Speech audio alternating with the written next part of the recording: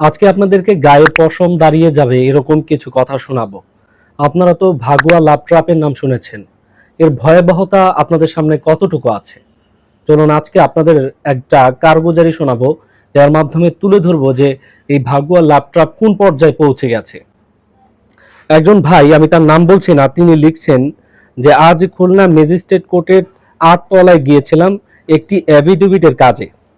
নিজের চোখের সামনে একটা মেয়েকে মুসলিম থেকে হিন্দু ধর্মে অ্যাফিডেভিট করতে দেখলাম। একজন ভাই লিখতেছেন, উনি নিজে বলতেছেন যে খুলনায় গিয়ে দেখেন যে একটা কোর্টের মধ্যে একজন মুসলিম মেয়ে, তিনি কি হচ্ছেন, হিন্দু ধর্মে দীক্ষিত হচ্ছেন। তিনি কোর্টের মুহুরীকে জিজ্ঞাসা করেছিলেন যে এরকম ঘটনা আরো ঘটে কিনা।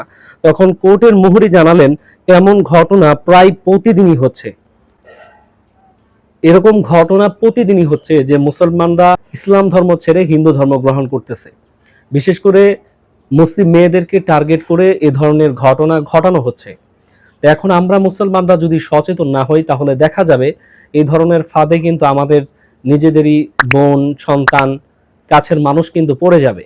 আর আমরা মুসলমানরা এটা খুব ভালোভাবেই জানি যে ঈমান হচ্ছে সবথেকে গুরুত্বপূর্ণ একটা বিষয়। যদি ঈমান না থাকে তাহলে আল্লাহ তাআলা জান্নাতে যাওয়া সম্ভব না। তাই আমরা নিজেরা সচেতন হব এবং আমাদের পরিবারে এবং আশেপাশে যারা আছে তাদেরকেও বিষয়টাতে সতর্ক করব। এই ভিডিওটা আমরা বেশি বেশি শেয়ার করে দেব, যাতে আমরা সবাই সচেতন হতে পারি।